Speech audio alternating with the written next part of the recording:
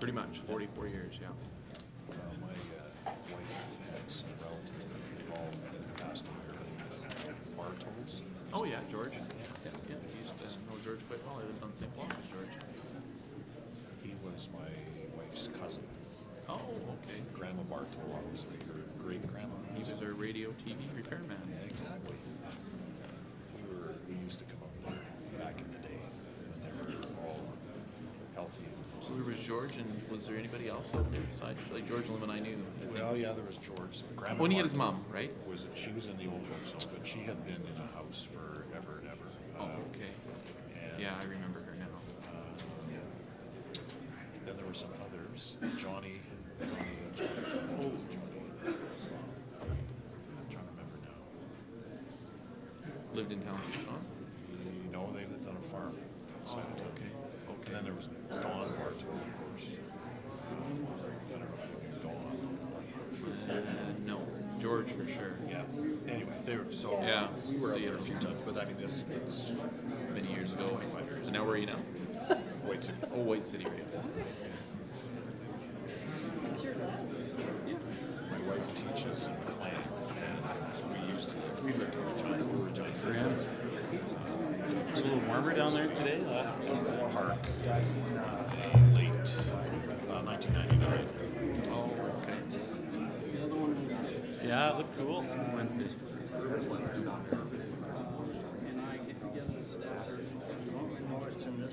Have you ever played the course? Really? Yeah, I've played it 3 times. It's unbelievable. I decided that I'm going to go down to the Waste Management Open next year, I think. Yeah.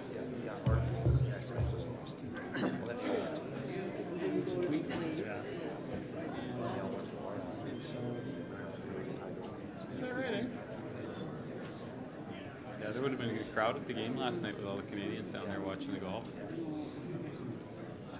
Yeah, or nothing. Sent you one?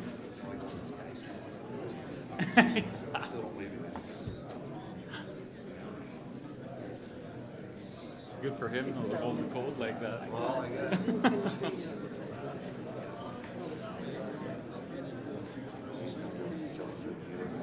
Oh, okay.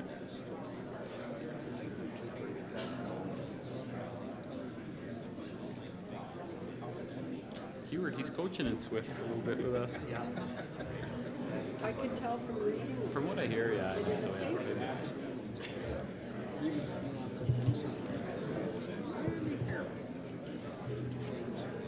Yeah.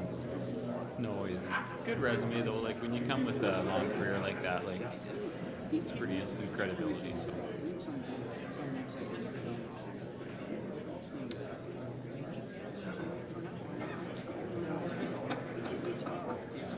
He doesn't talk to me. I've heard it's done actually.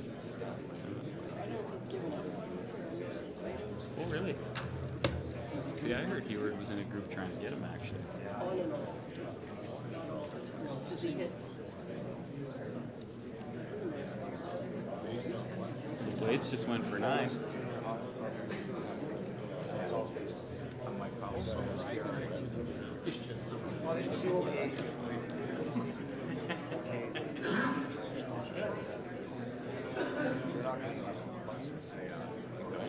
Blades don't do well in that regard either, though. Like 3,000-4,000. What did Pats get per game? And I know Oh, he's that's it, eh? He sort of is. Attendance is down right across the league this year.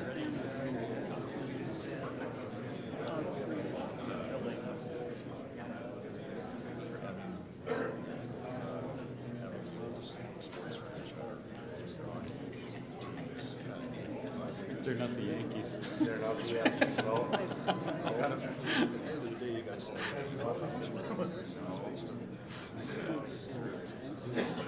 It's like buying a fixer-upper, eh? Everybody wants new prices for a fixer-upper. Hey, good. How are you doing? Good to see you. Thanks, yeah. Exciting things are going to change for us here. I better rip it up here for the next 6 months. Golf like a madman. Yeah, for sure. Thank you. mean, that'd be pretty easy to figure out then. If it's 1.75, what does 1.75 mean? Yeah, and Minus, yeah, so you gotta do 1.8. What can I do with that 8? well, at one time it's quite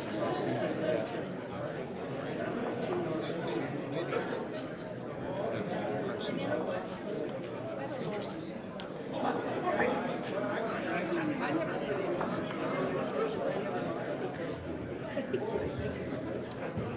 yeah, but I had it easy.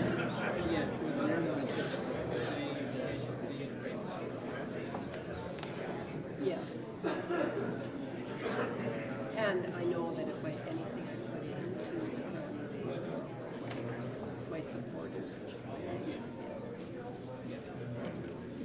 And you know.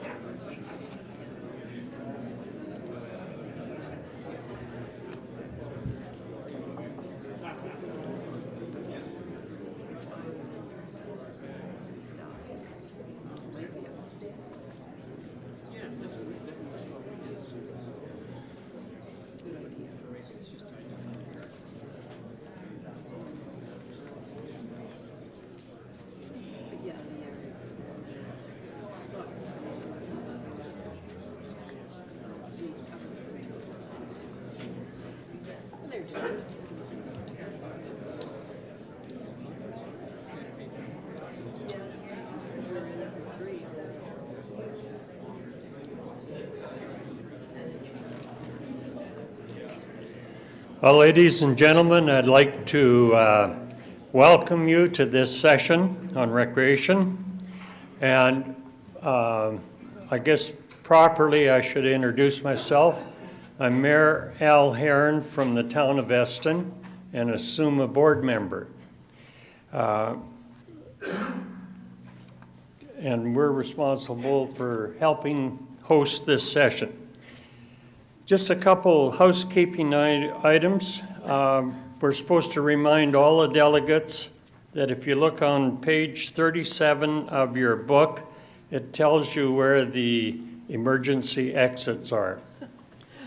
The other thing that is very important, the session is being audio recorded, and that people who are going to ask questions and we'd like you to use the microphone, get right at it, so that your question will come out clear, and then on the audio video that comes at the end of the day, everybody can enjoy it and say, I don't know what he said.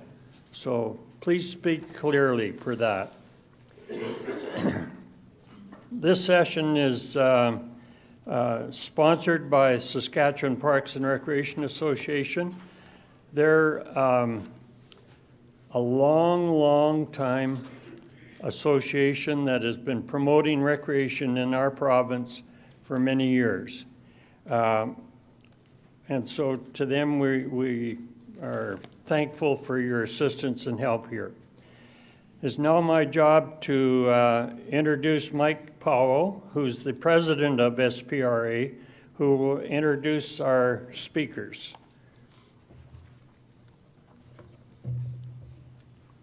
Thank you, sir. Welcome, everyone. On behalf of Saskatchewan Parks and Recreation Association, it's my pleasure today to introduce our panel discussion. SPRA is pleased to have the opportunity to partner with SUMA to promote the importance of recreation services to Saskatchewan communities. I would like to thank SUMA for inviting us to participate in the convention and to discuss, of course, this important topic of regional recreation collaboration. As we all know, recreation is a key factor in the quality of life in all of our communities. On average, urban governments spend 18% of their annual operating budgets to provide recreation and leisure services to their residents. When I was working in recreation, I always asked for a few more dollars, and I'm sure everybody else out there does too. These are the people to provide that.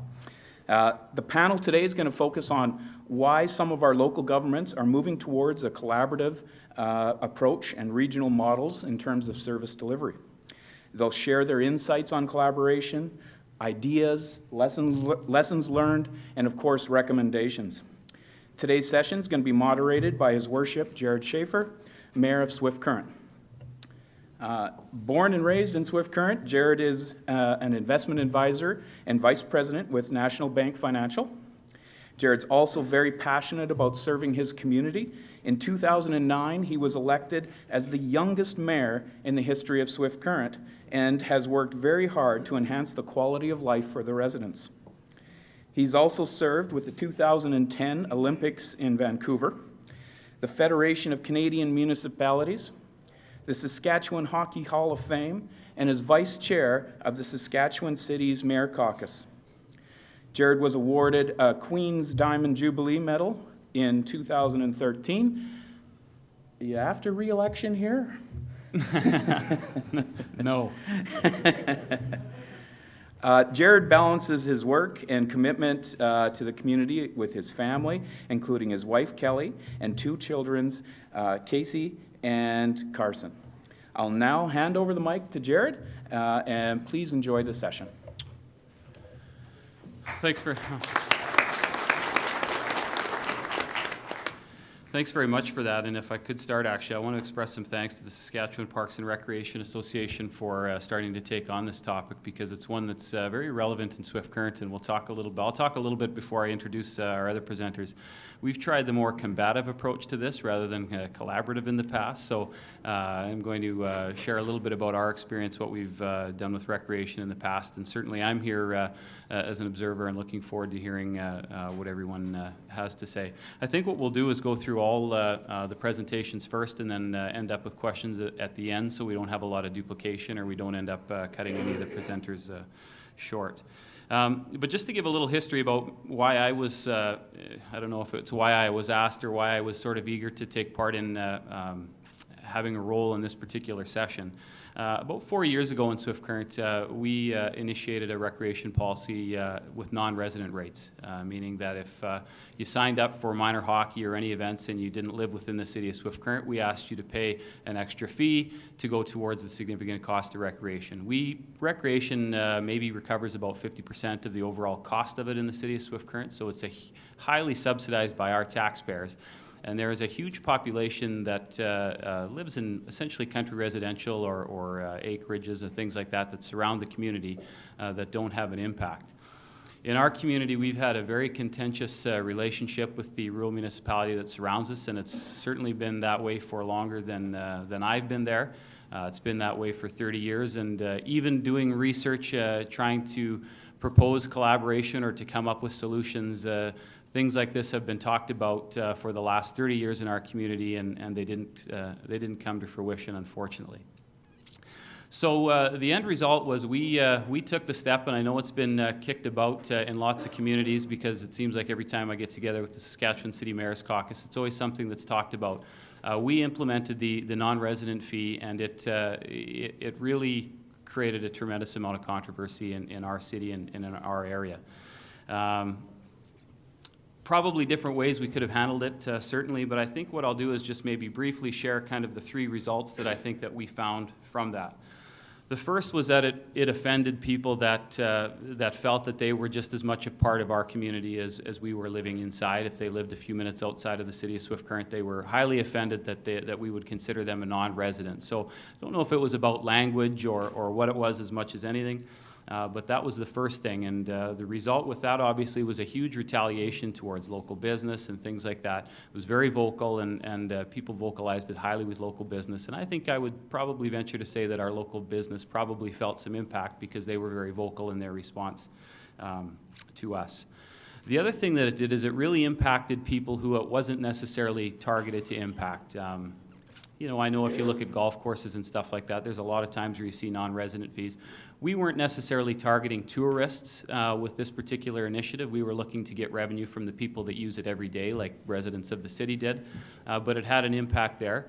The other thing that it impacted was from towns nearby. So I'm glad Blake's here from the community of Gull Lake. They're only about a half-hour away. Obviously, there's lots of people in Gull Lake that come in to use recreation facilities in Swift Current.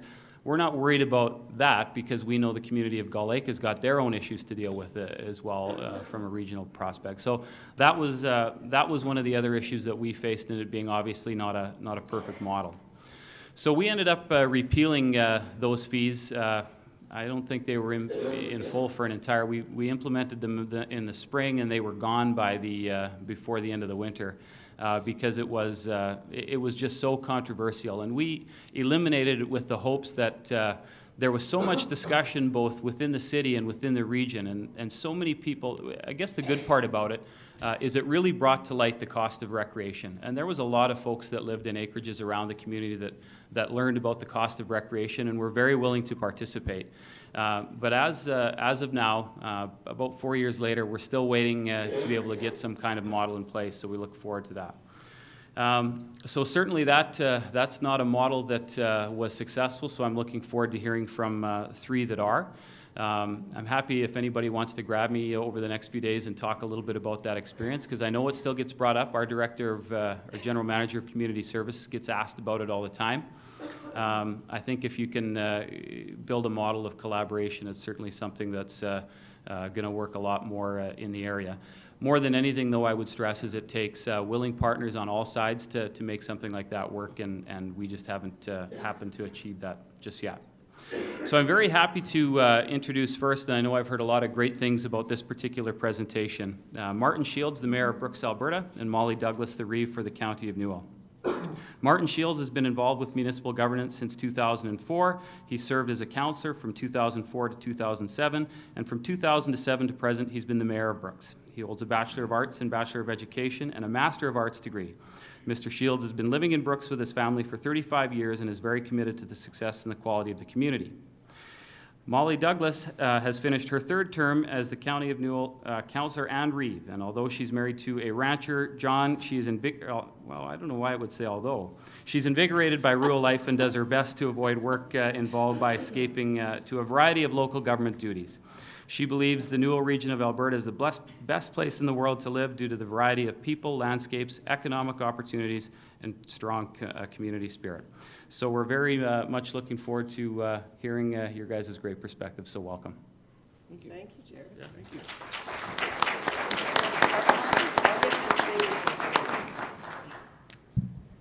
Well, we really appreciate the invitation to come.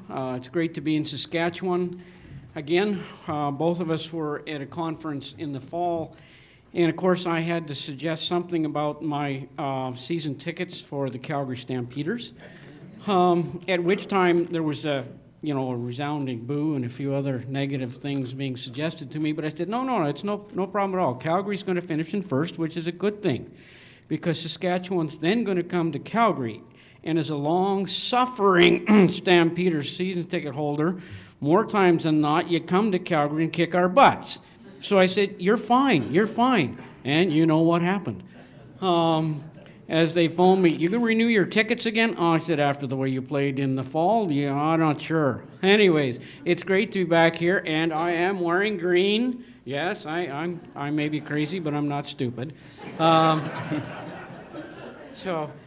In the community that we're at, when I moved to the city of Brooks, 2/3 of the people were from Saskatchewan. We've had a long history of connection with a great province and a neighbor to us. So it's great to be here today. So thanks for inviting us. Molly? Thanks, Martin. I'm just looking at what I'm wearing. I'm wearing some blue. I think that's because I'm from Manitoba. So I love coming to Saskatchewan. And I have to tell you, when Kelly invited us, when we did a presentation in Swift Current, it was a beautiful fall day in October, I think. And the sun was shining brightly and the wind was blowing, but that was okay. Anyhow, Kelly said after our presentation, would you guys like to come to Regina in February to do a presentation? And I said, wouldn't everybody want to be in Regina in February?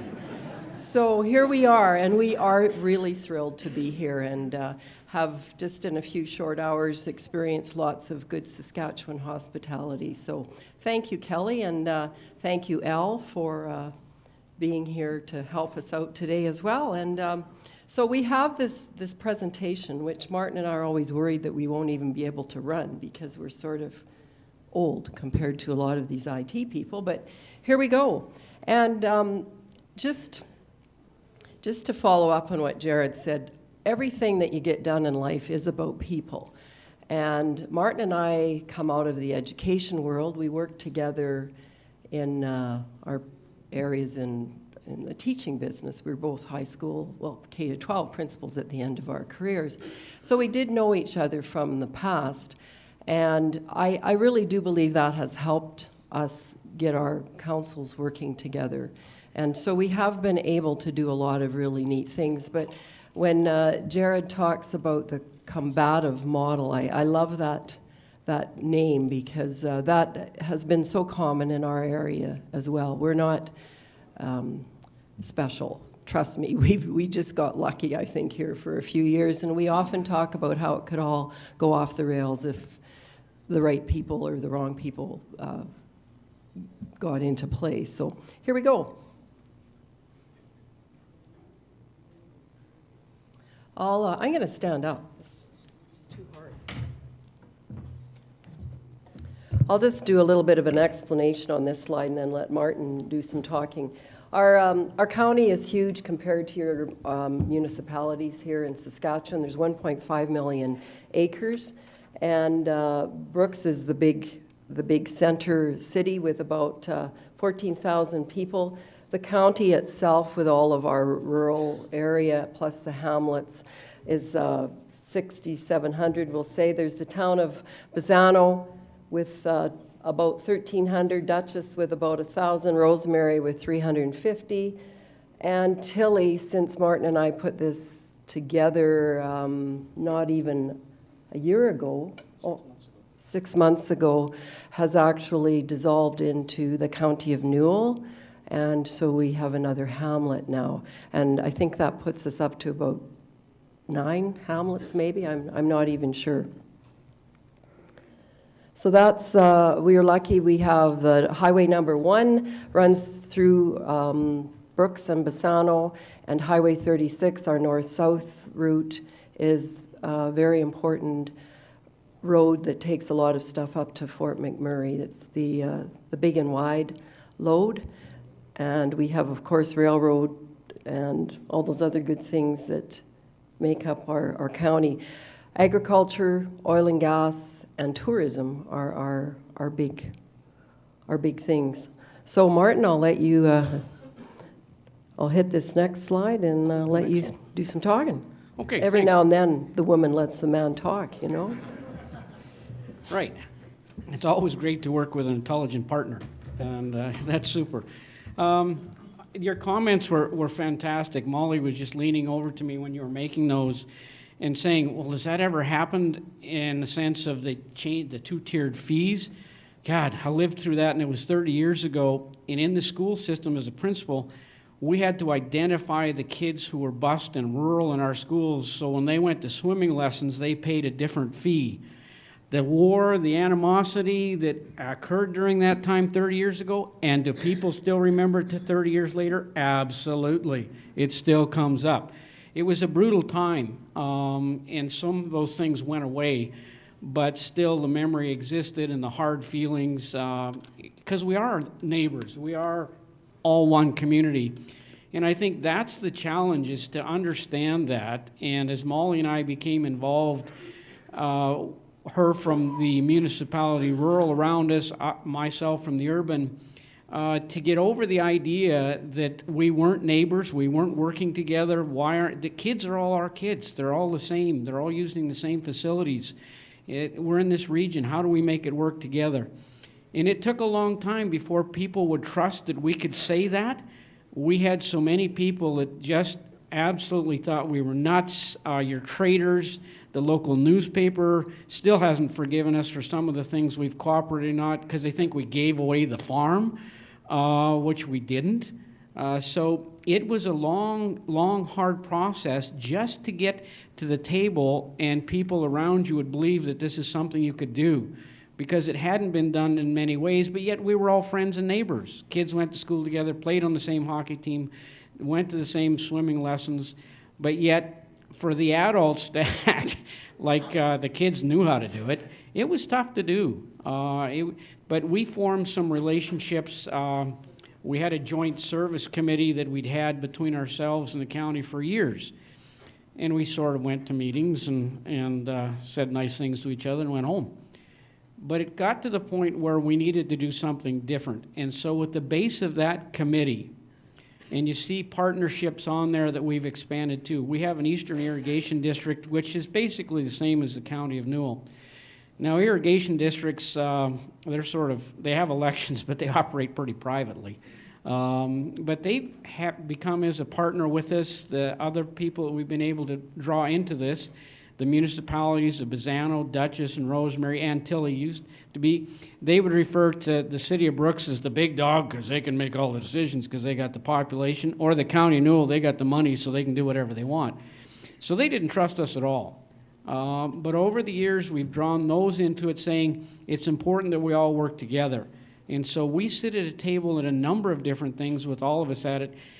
And it's that trust factor you've got to build. And it's the people you got to draw in. As the mayor said, you got to build those relationships. It's the people. It's the people. It's the people. If you can build that relationship with trust with the people at the table, then you got a chance to go next.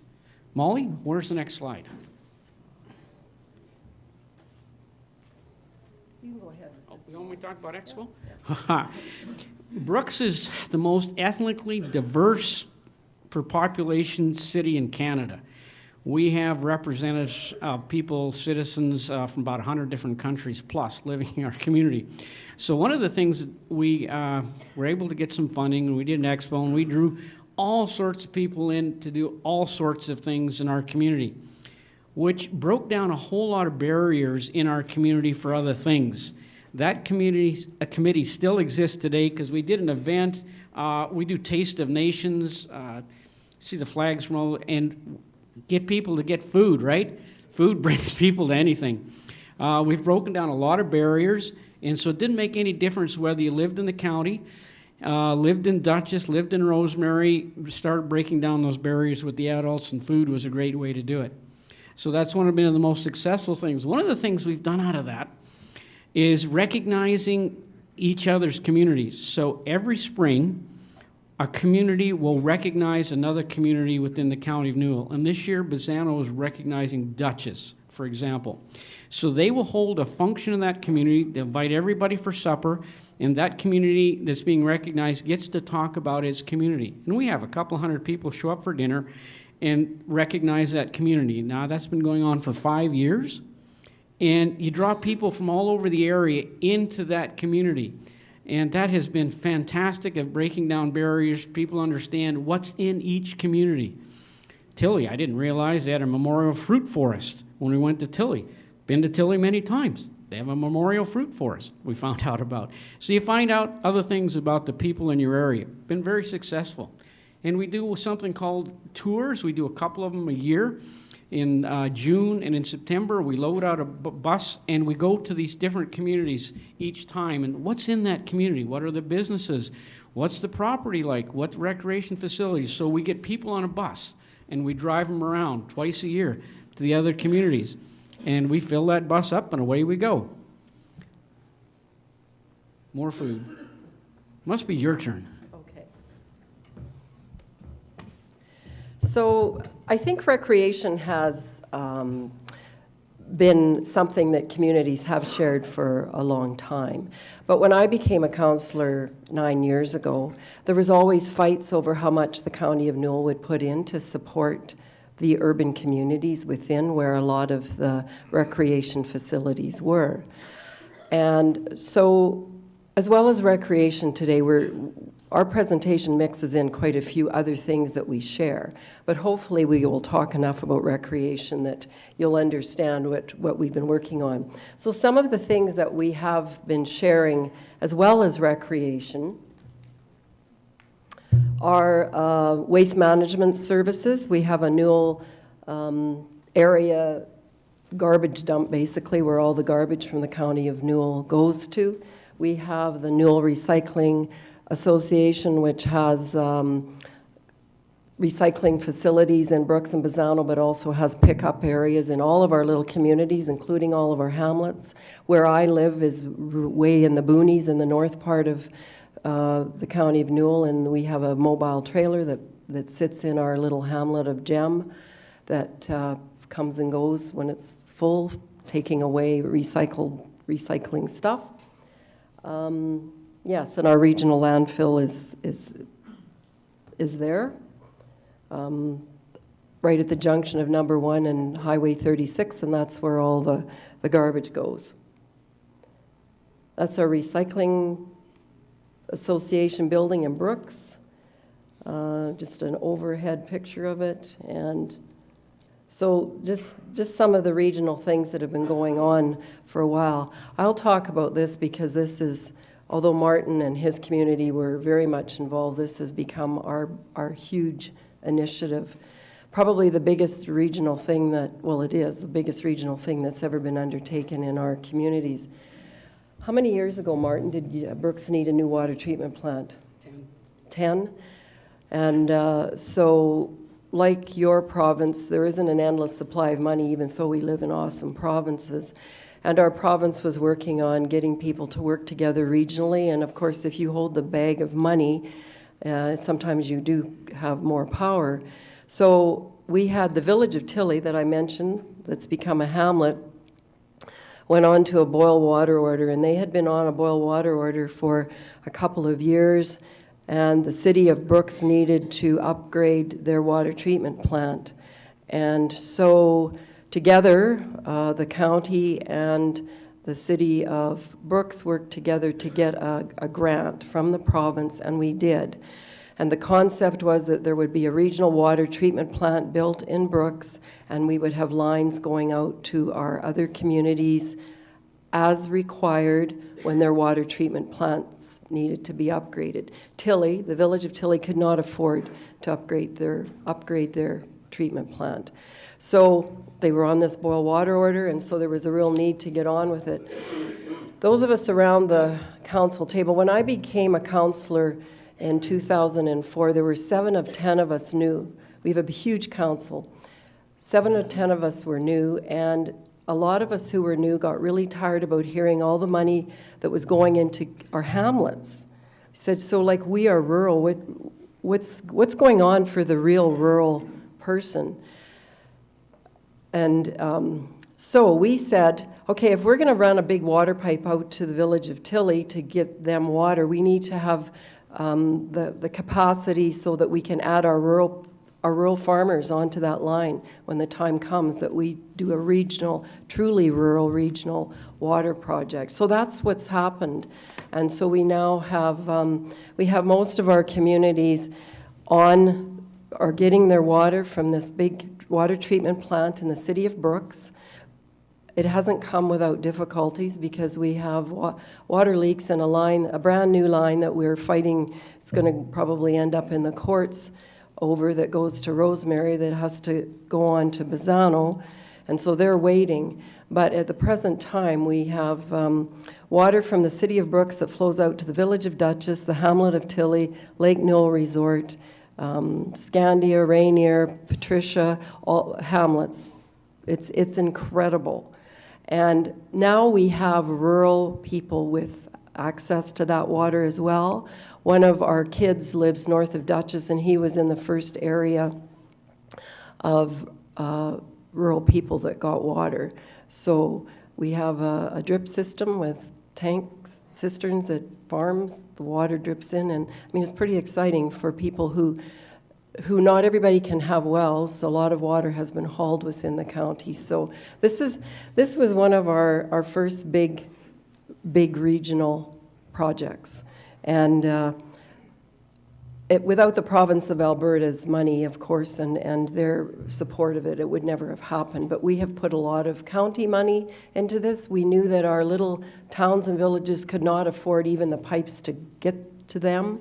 So the county paid for it. And this was sort of the beginning of the concept that the County of Newell is big. We have a lot of assessment, about $4 billion worth compared to our little communities. And strangely enough, most rural people don't nobody, not just rurals. Most people don't think about where the money comes from to support their recreation facilities and their water treatment plants. They're just glad that they have them. So we made a bold decision in 2008 to start sharing money, and the first round of money we shared with our little urbans was $4.3 million. And I thought that we would have a revolution in the county, that guys like my husband would go, what the hell are you guys doing, giving away our hard-earned money to these towns and villages? And you know, there wasn't a peep. And I think, I mean, most of our revenue comes from oil and gas. It isn't from ranchers, land assessments and those things. It's oil and gas. And a lot of those people that live in our communities that work in oil and gas live in our urban communities, and they are the ones that need recreation facilities and all of the other things that urbans are expected to magically have. And so we started sharing our money. And you know what, if you want to make friends, share money. There's no doubt about that. Obviously, rural municipalities have hung on to their money, and I don't know how it works in Saskatchewan, but when you get 1.5 million acres of land that's packed with oil and gas facilities, you have good assessment. But a lot of people don't have the concept of sharing. And you know what? There are no boundaries. People don't realize when they leave the country and drive into the city of Brooks or the town of Bazzano that they've entered another municipality. So they don't care. Like, let's just have good facilities. Somehow through all that, we dropped a lot of the old barriers of competition.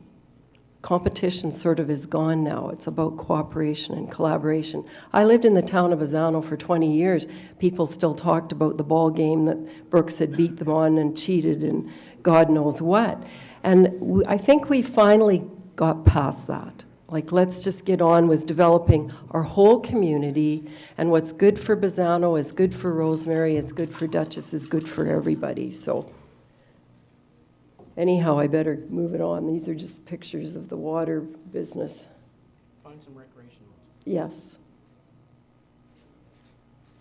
Martin, you want to do a quick blurb about Naradi, or just keep going? Let's see if you got some recreation. Yeah, I was just going to tell you, if you guys, Yeah. little about 5 minutes or so, please. Oh, goodness. Okay, let's just keep going. Got to be a recreation picture. There is. There is. That's downtown Brooks, the one with the elephants. Yeah, right. Just kidding. Okay, here's some. Martin, you want to talk about this? Sure.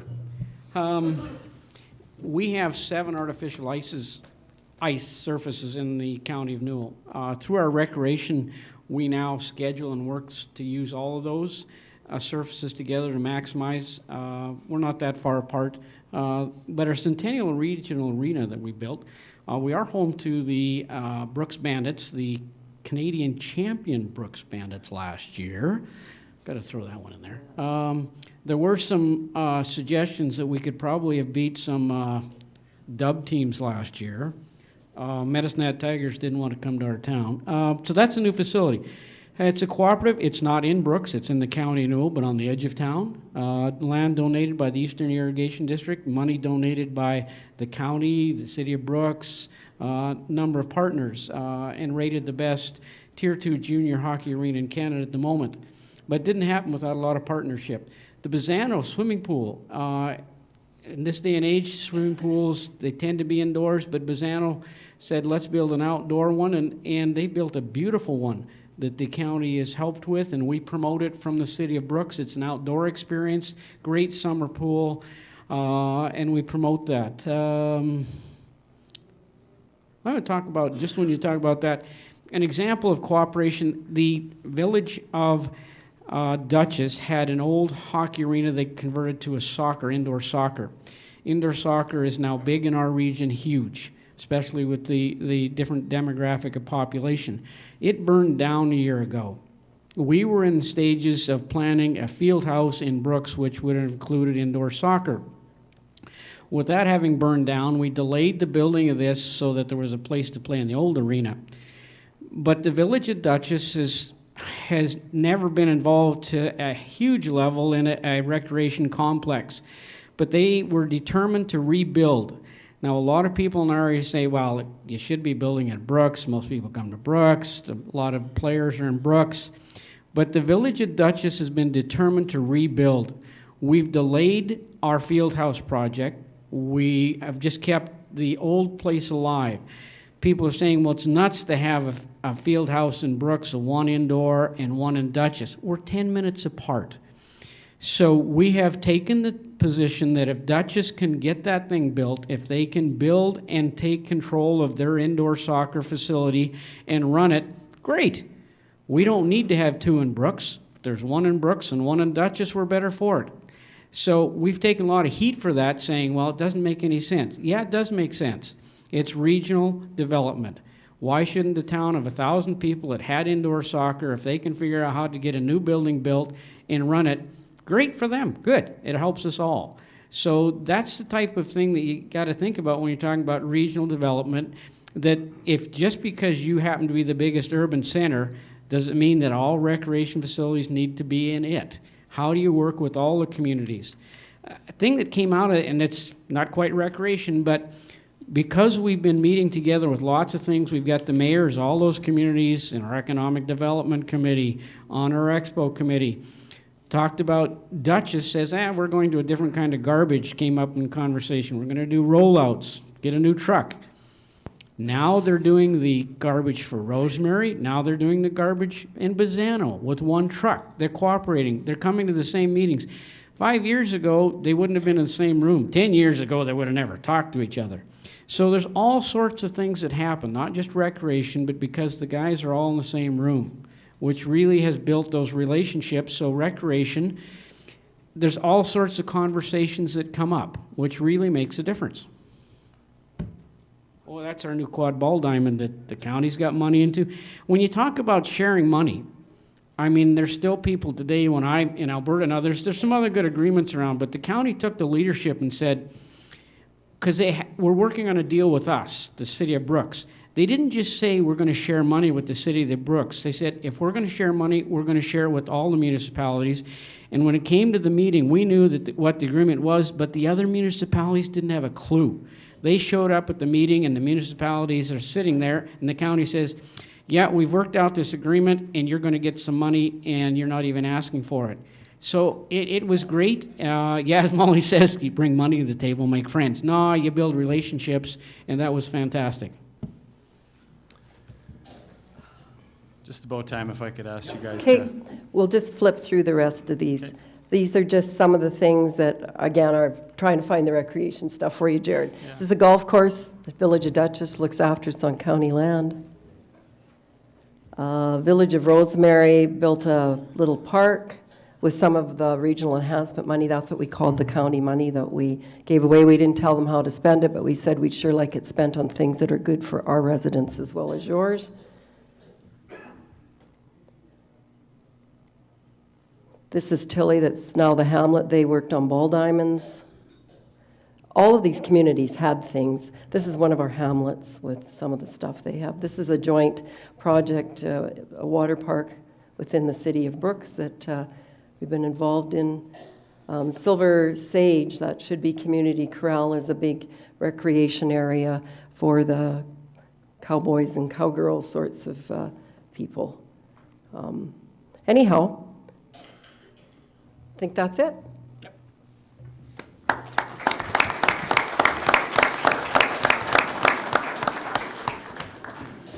Well, thanks very much. That was a great presentation. Nice to hear that there's progress can be made, and I certainly appreciate it. And I just want to express, not to take anything away from Martin, but I want to express, coming from the urban side, Molly, my appreciation for the initiative that you've taken from the rural side as the County of Reeve and coming to the table and recognizing the need and the cooperation. And if I could just suggest, there's another conference in this province. I forget when it is, but if you could come to that one and share your goodwill, that would be great, please. Our next presentation is the White Butte Association. So here with us, we've got Bruce Evans, who's the mayor of White City. And Bruce has lived in the community since 1999, first Emerald Park and now in White City. Bruce is an independent businessman with a wide range of experience in private business management, real estate development, and construction and management consulting. He's worked in the public sector as a senior advisor in areas of municipal government, the environment, and economic development. Bruce was first elected as mayor of White City in 2006 and still proudly serves in that position today. And with Bruce is Sean McBain. Sean is the town superintendent for Balgonie. He's been in municipal government for 24 years, been in Balgonie for 14 of those, looking after recreation along with public works. Sean has 2 boys and a girl and enjoys athletics, obviously, hockey, fishing, golf, and quadding. So he enjoys working with the surrounding communities to pool resources and work towards common goals. So welcome, folks, to the room, and looking forward to hearing your presentation. Well, thank you very much. I'd like to tell you a little bit about White Butte first. White Butte is a voluntary regional planning organization that was set up about 5 years ago. And White Butte was established to attempt to find ways where municipalities in a region could find areas of common interest to work in a common effort to achieve. The most obvious one that we have pursued over the period of the last 5 years has been the Highways project, which we have been working together with the Ministry of Highways to attempt to find a solution to the traffic congestion and to the frankly the dangers that are apparent driving down the #1 highway between Balgonie through Regina and all the way west towards Moose Jaw. Through that process, the White Butte Planning Committee, which I'm going to explain to you, is made up of the village of Edenwald, and Dean Josephson is the mayor, and he's here. The towns of Balgonie, Pilot Butte, and Egg Sigmuth is here. He's our deputy mayor of Pilot Butte. The city of Regina now, and I do see Mike O'Donnell at the back of the room. Mike, do you want to wave your hand? The city of Regina is now part of White Butte. The RM of Edenwald, and we have just recently invited the RM of Sherwood to join the organization. It's a voluntary organization, and what we've tried to do is identify areas where we can work together to everyone's mutual benefit.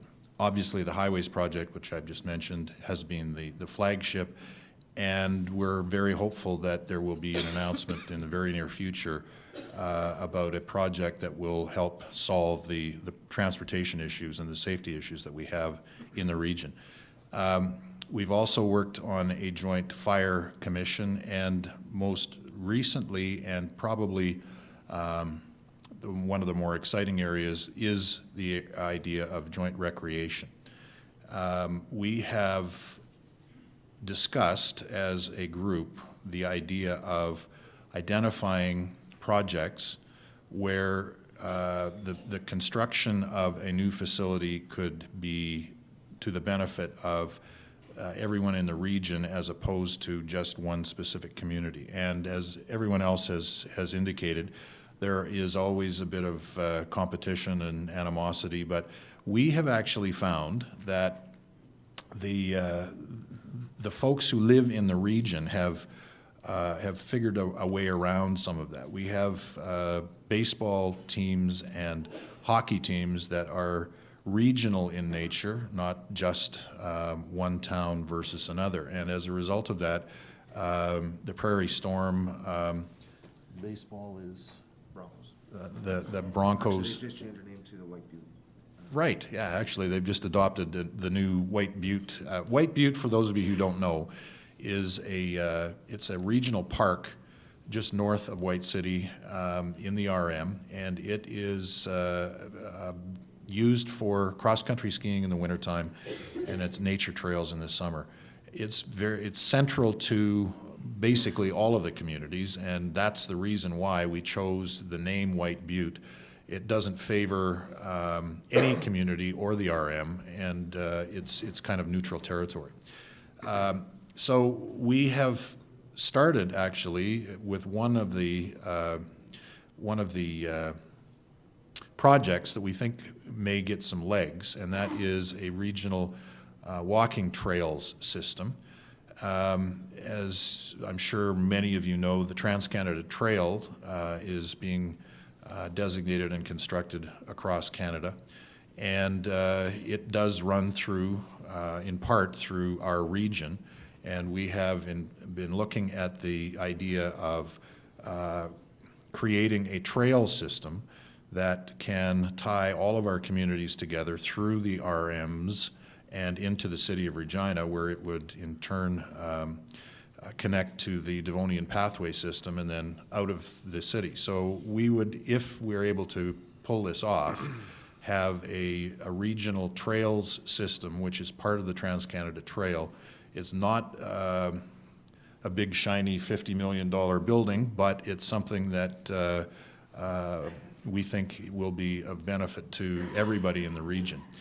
We are also exploring the possibility of working together with the Prairie Valley School Division, which combines or takes in most of the region, with the exception of the city of Regina, to look at joint use facilities where if a new high school is to be built or new educational facilities are to be built, the region can become involved in cost sharing in the capital and the operating expenses for that facility, and then it becomes more of a not just a school recreational facility, but a community and a regional facility. So those are some of the things that we've been working on. We are in the process of commissioning a study done by a private consultant to identify areas where we can work together. And by the way, I don't want to be blowing smoke up anybody's skirt. This isn't, this regional organization isn't all hugs and kisses. There are times when we will have our disagreements and we will have our rivalries continue, but I think if you look at the process as one where everybody can win if we cooperate, then some of the old animosities can hopefully wither away. Revenue sharing for these facilities is going to be the big question mark, and I hope I can give you some examples where the RM of Edenwald has contributed to some of our recreational facilities, and hopefully we can build on that as time goes on, because as I'm sure many of you know, there are obviously lots of country residential development that's going on around our communities, as well as Swift Current and some of the others, and those folks are paying taxes and they do expect services. So if we can continue to foster that cooperation with the RM so that some of the tax revenue that they collect is in fact directed towards recreation for their residents, we can all be winners and hopefully get beyond the traditional animosity that has been kind of the hallmark of the past. That's all I have to say. I'll just touch. Oh.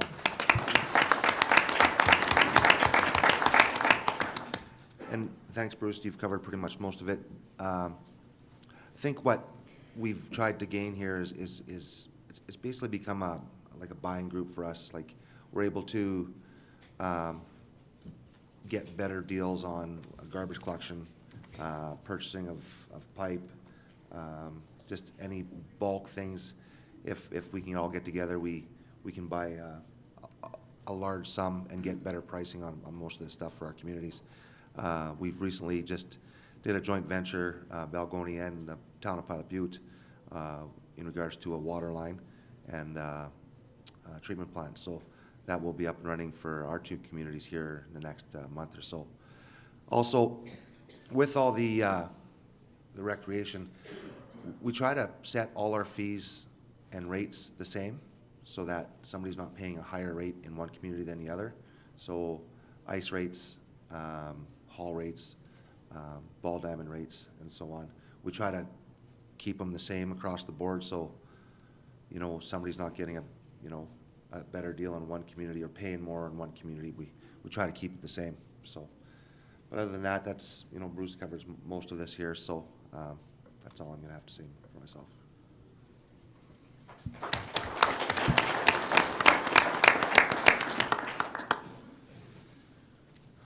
Thanks very much, guys. We will have one more presentation, and then we will open it up for questions after that. So I'm pleased to welcome, last but not least, Blake Campbell, the Mayor of Gull Lake, with us here. And Blake is going to share with us his relationship with the arms of Carmichael, Gull Lake, and Webb.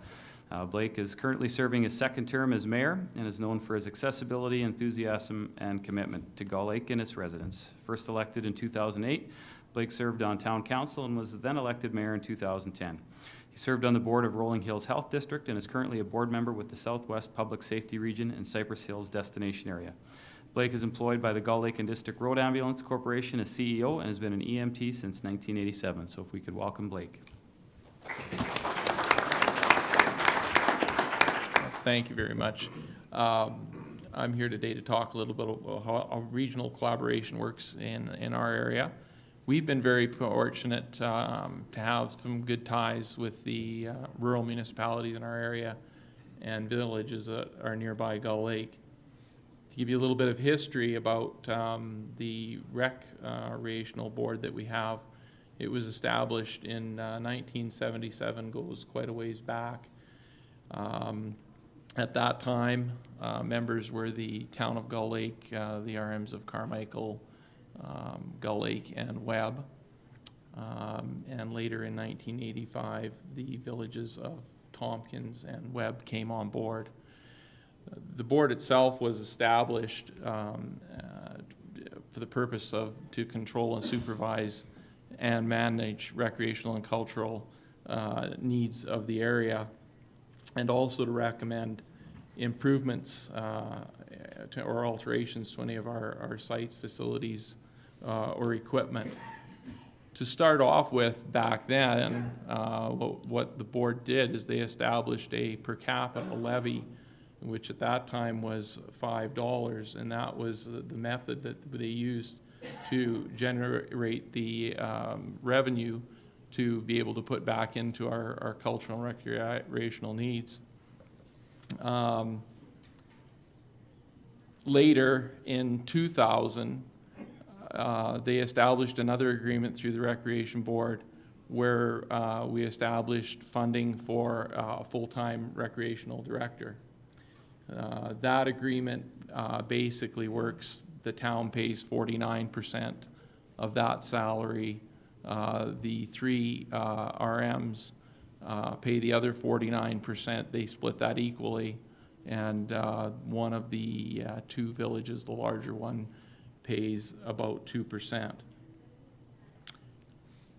Regional cooperation for recreation activities and facilities, and our cultural needs has been very successful in Gull Lake. We've enjoyed good working relationships with our municipal partners and surrounding villages. We've certainly seen some great successes by working together.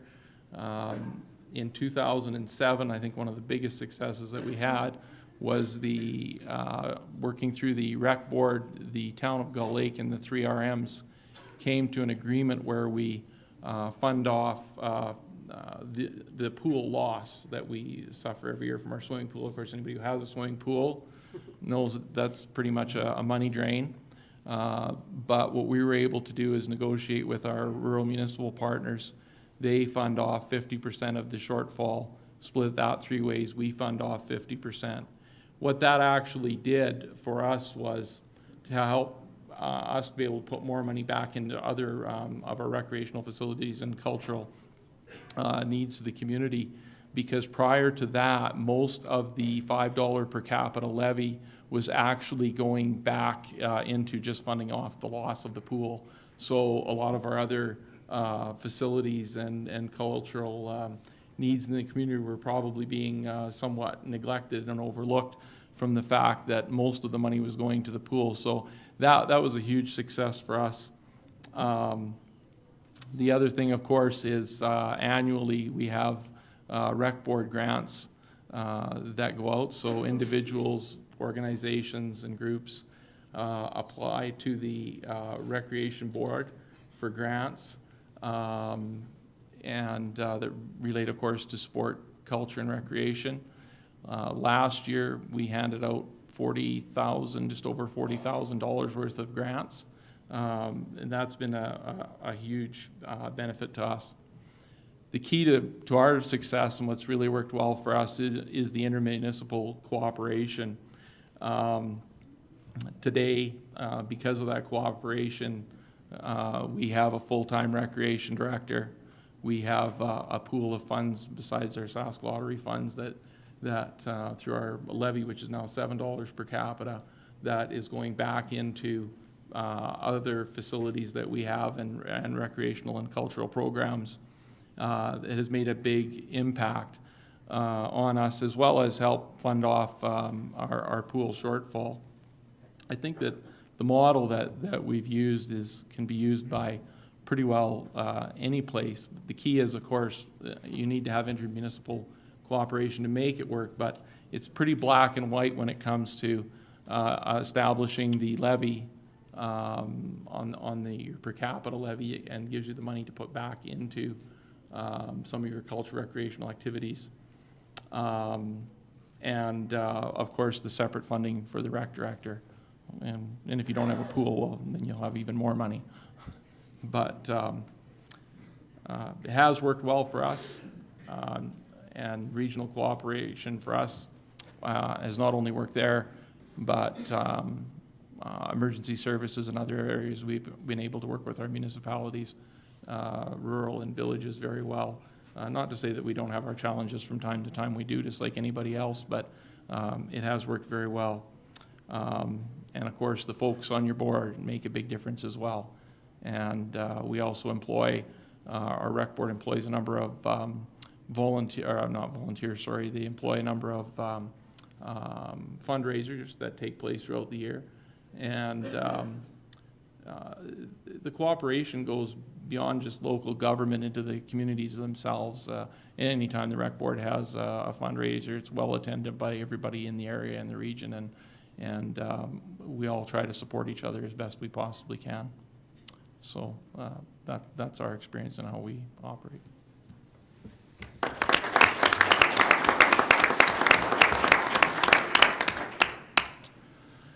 Well, thanks very much to all three presentations. If we'll open up questions at this time, if you just want to line up at the mic, if there are any. Don't be shy. We'll just get you to state your name and where you're from, and we'll maybe start with one question at a time, and then you can jump up afterwards if it's... Clive Craig from Yorkton, Saskatchewan. Just a general question for all of them. Gull Lake talked about operating costs, but the rest of you, is there any agreements in operating with the RMs or anybody else around to help administrate the recreation division part of it?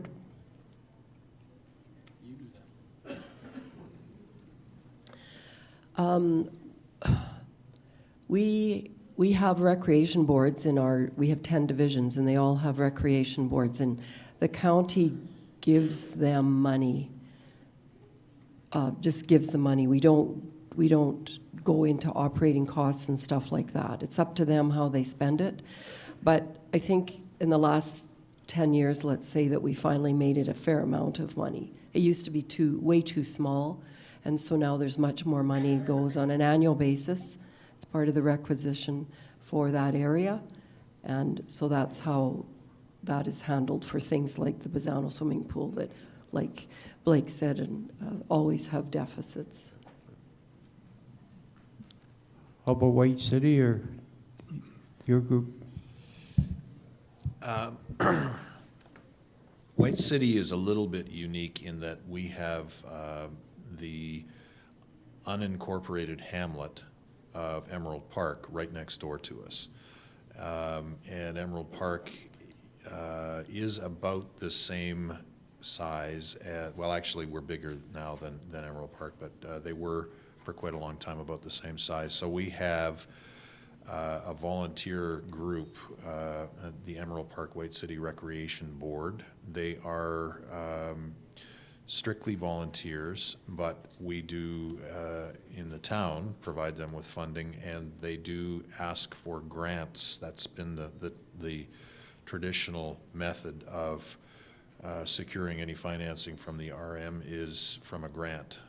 We have discussed the whole question of revenue sharing, but we've really only skated around the edges with it so far.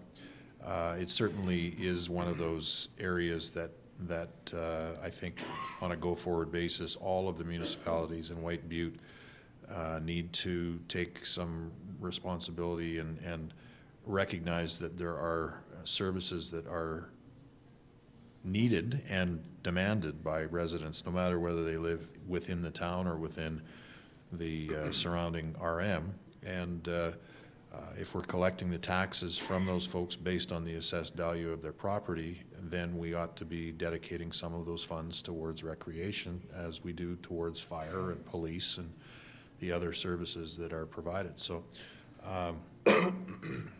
have we solved that problem yet? The answer is no, but we're working on it. We, the way the RM used to give money to each community in the area is they'd make you apply for, you'd have to do a capital project within your community, and you'd have to do up a long drawn-out report in regards to what you're doing, how much the town was putting in, and everything else like that, and you'd get a certain amount of money from the RM. Last year was the first year they went away with that. It's been a long battle with them in regards to give us a lump sum, let us use that money as we need to do to pay bills, the curling rink, the pool, or whatever. And they've come around, and that's what they're doing now. So with all the small towns and hamlets within our region, they are giving us a lump sum. Is it enough? No, it's not enough. But it's a lot better than what we were receiving before. So it is helping a lot. Terry Lynn from Mooseman. I guess I would direct this to Gull Lake because I think they're kind of in a similar situation with us. We're kind of surrounded by rural municipalities. And I'm just wondering, you mentioned in your talk that the recreation director was partially paid for by Gull Lake and partially paid by the RMs. And I'm just curious what the RMs would be able to benefit from the recreation director. Does he or she arrange for particular things in the RM, or is everything arranged in Gull Lake and the RMs are access that in the town of Gull Lake?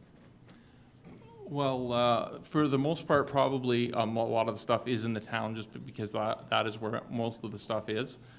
We've been lucky, though, that the RMs see the value in contributing because they're very much part of our community the same way we are. We're fortunate that we have a lot of the facilities, right, and they see the benefit of being part of our community, which they have been for many years.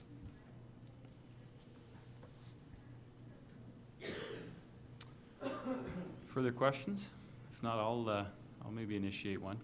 And feel free, anybody can answer this one. One of the things that I've talked a little bit about the more combative style that we've had, but if we look at some of the feedback that we got by imposing a fee, a lot of the feedback that we got was that those folks are part of the community already, so why would we charge them or make them feel as if they weren't? So we eliminated it, but the main pushback that we get when we try and initiate discussions or ask for funding or things like that is that we get all the benefits from it anyways.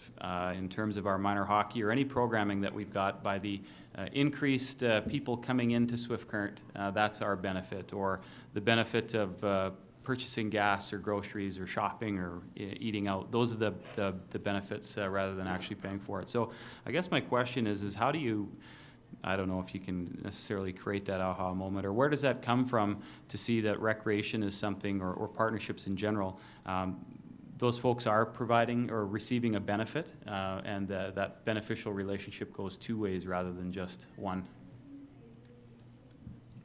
Whoever wants to tackle that one, yeah. Sure. Easy one.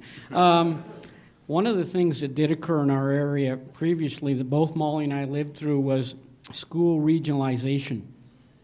So we had been through many of those similar types of phrases in a previous life. But again, we get them constantly now saying, well, we're coming into your businesses and supporting them, and we're saying, yeah, and who's paying for the roads for you to drive in? You pay for ones outside of town, we pay for the ones to get there. But what the attitude changed from the county was this. They said, look, if we don't come in and support the businesses in those communities, we're going to have to drive to Calgary or Medicine Hat to buy a loaf of bread because you guys will be gone. And I think that's the change in attitude that occurred with our real rural partners, realizing that we won't exist in this world of everything getting bigger, box stores, the rest of it. The little neighborhood stores or the stores even in the larger Center Brooks, they're not going to be there. And so it's not just that we're supporting them, they're going to be gone. And so they're realizing that the community is different and that we need to be there as a partner, not just saying that going into town support your business. Going into town means they're still alive. So the recreation is a part of that. So that's the change in attitude that's occurred in our area. Now, does that mean the other attitude still isn't there? Absolutely. So on an ongoing basis, it shows up.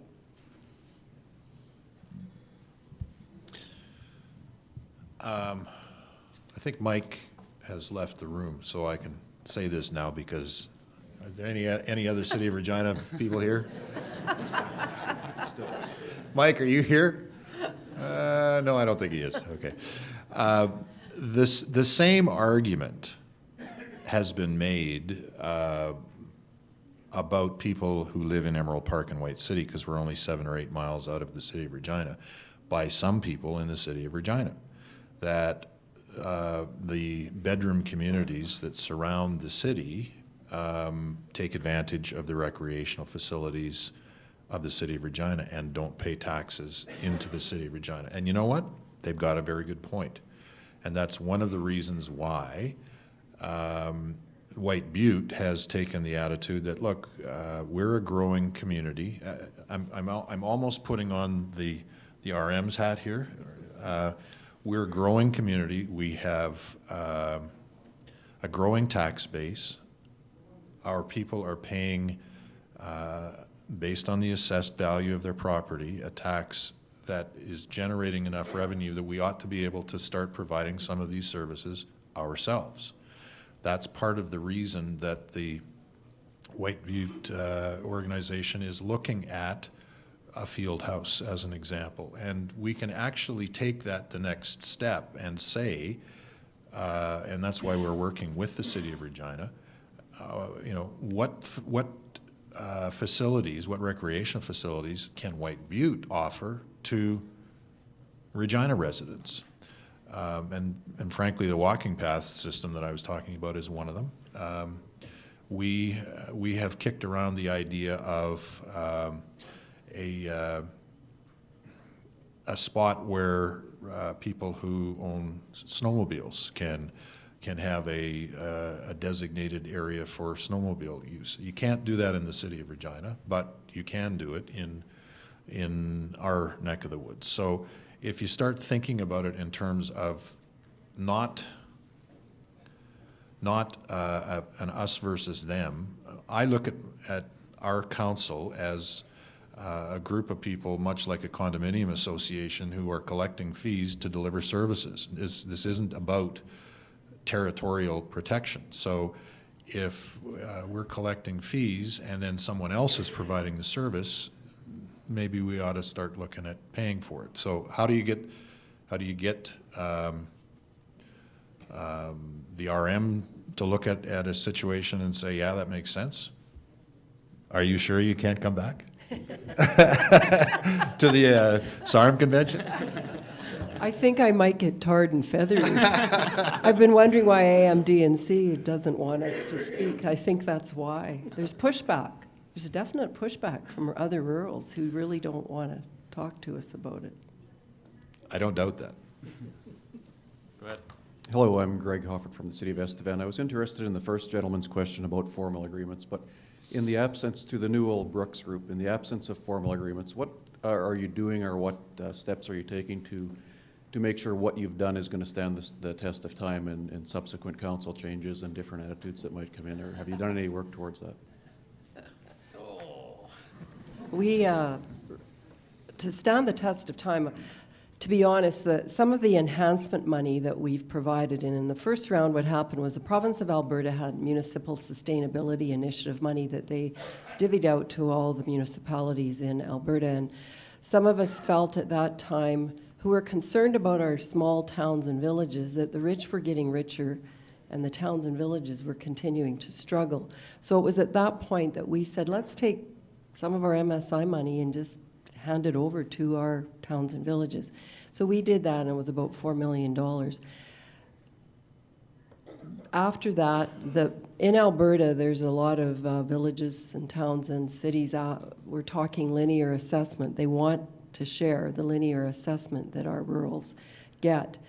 And we were sort of being proactive and said, you know what, this next round of money, let's look at taking some of our linear assessment. And so our administrators worked together to come up with a formula. So starting in 2012 to 2017, we have an agreement that gives money to our urbans, and that is working its way up to be 1 mil in 2017. It's 0.2468, up to 1 mil in 2017 that will be shared on a per capita basis, because we've tried to come up with another way to do it. And there's still people say, oh, well, the city of Brooks ends up with all of it, or most of it, and this, the little places still aren't getting it. But that's what we've been doing. And so past 2017, we really don't have anything formal for this extra money that we've been giving.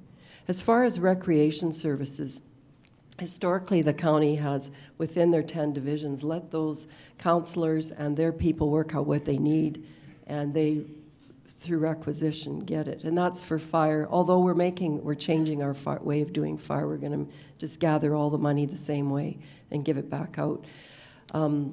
Those agreements they're there, I think.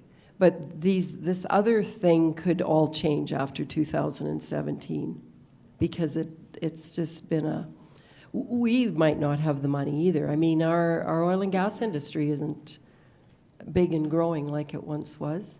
So that's as far as we've got into the future. That's a great question. And one of the things that we often talk about is how do you ensure that this kind of thing continues? And one person on either side can derail it easily. And there's no doubt that there has been comments, somebody will make an off-the-cuff comment and a reporter's got it, and I'm spending 6 weeks trying to put out the fire it caused because of what a reporter will do with it.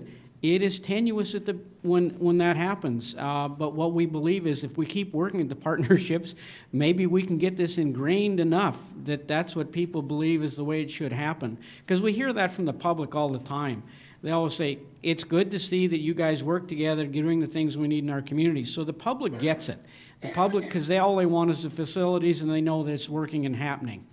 So we hope that each election, that players change, and it doesn't take much if you're working on a council to realize what one person on a council can do to derail things in a hurry. So it's, from the point of view, we believe the provincial government is recognizing, they mandated, you've got 2 major cities, we have 2, they mandated regional cooperation for core services in the Edmonton Capital Region. Calgary is doing it voluntarily, and the government is sending out strong signals. They want to see this happen more and more.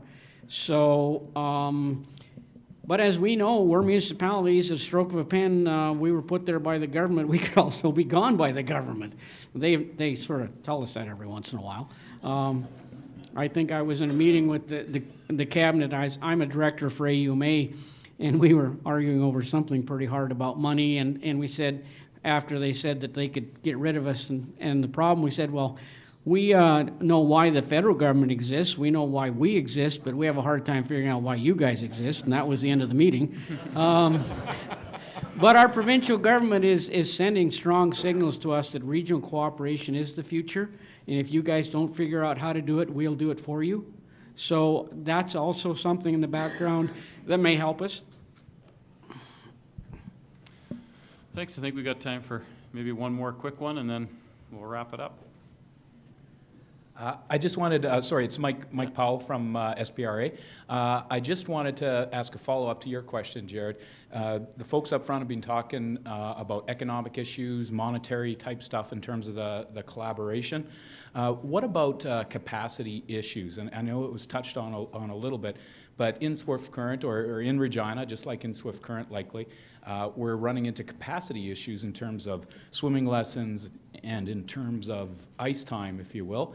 And the residents of the city are actually being blocked out of the service that they're paying for because the swimming lesson is full. And they may have noticed that there's some non-residents in those lessons. How do you deal with those types of scenarios? What a good problem to have. Yeah, you take it. Yeah. Well, the city of Regina, like for example, if I want to register my daughter for swimming lessons in the city of Regina for the winter, I can't until the lessons are filled up with the city first. If there's room at the end, then yes, we're allowed to register.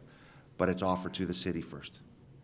So we would look at doing the same thing if we were to do a field house or whatever. Like, it would be offered to our residents first. If not full, then yes, we'd welcome the city to come out and fill up the rate there. So.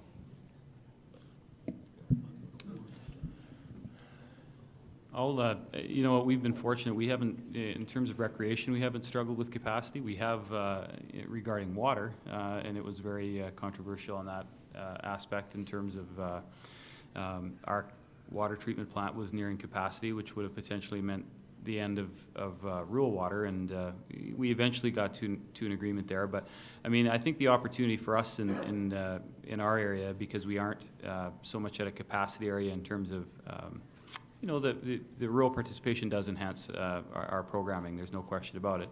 But I think there's also, rather than building potentially another new rink, the opportunity for us to go to some of the smaller towns who are struggling with their rinks continuing to go and start filling those up and renting ice from those communities, and obviously using the concessions and things like that. So I think it can go both ways in our community.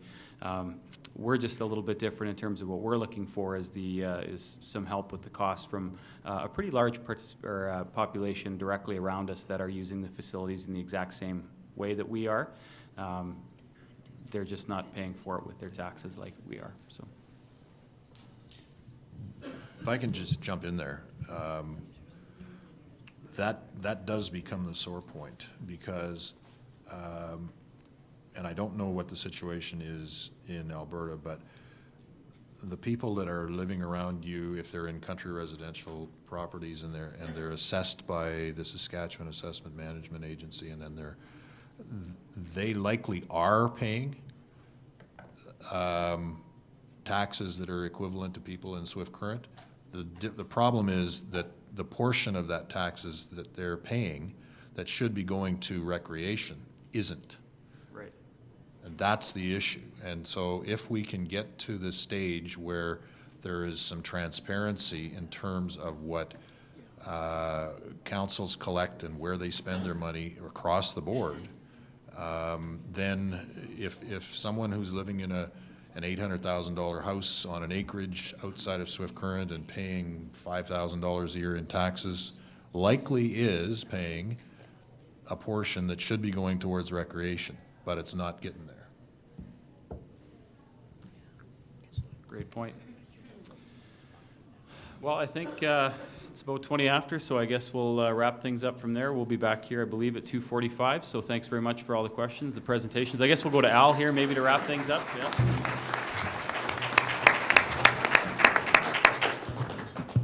Just a closing comment. We'd like to thank the panel. You've done an excellent job, and you've certainly tweaked our interest in a few areas, and that's what you were supposed to do, and you've done it. And I want to say thank you to all of you. Good. Thank you, everyone. Thank you. Yes, sir. never met you.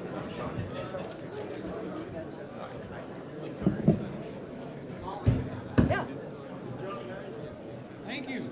Thank you for traveling. You betcha. I just have to share that my former employee is your employee. Kevin. So I'm sitting here texting, I said, yes, work from home. I sure do. Say hi to him. Oh, He's on the ninth hole of whatever. Oh, yeah, he's down south. Let me come down. Sure. Hi And his wife Kathy is my brother married her sister. We have a long. You guys going home? But we do have a great relationship. You know what I meant to give Kevin credit. Thank you. You should have known. Well, thank you. Because, yeah.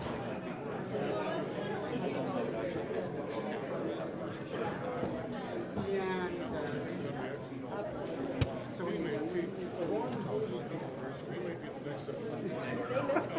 I know they do, but they And Kathy, I'm on.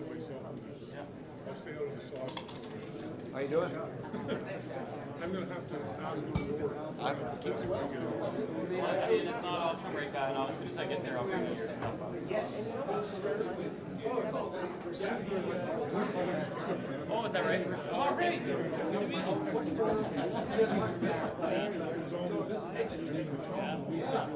I actually